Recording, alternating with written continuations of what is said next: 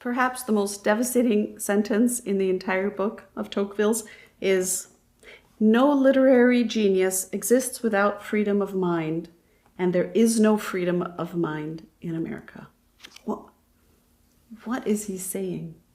But it's that when we are never challenged, when we are never really put under pressure, it is so comfortable to just go with the flow. And that's what America is. I think when he says, in the heart of a democracy organized as that of the United States, one encounters only a single power, a single element of force and success, and nothing outside it, meaning the majority. I think what happens there is that you lose a certain depth of character. I'm going to tell you a very personal story that shocked me to the core. I have a friend since 25 years. She named her daughter after me. She is one of my dearest people. However, some years ago, she said to me, "Magdalena, I'm so astonished at how honest you are with me." And I said, "Why? We've been friends for 20 years.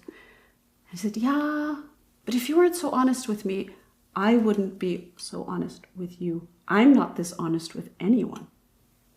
And for me as a European, where it's so normal to bare your soul and to be honest because we're all in this mess of life together, that was one of the lowest moments, and she doesn't know this until she sees this video, lowest moments of my life in the US.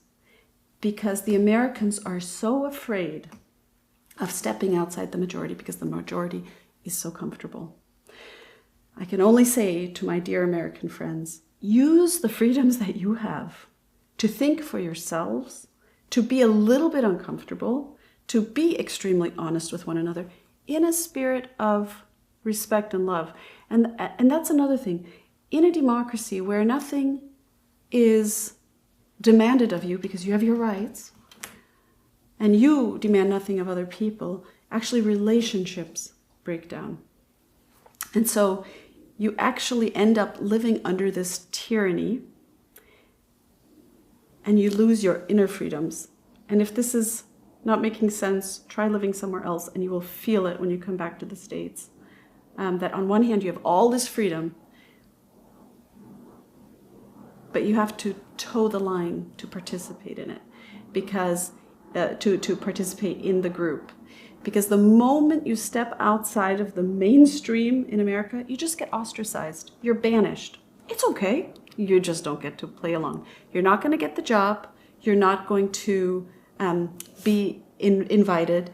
You're not going to have a political career because you said XYZ and that doesn't fit our party narrative.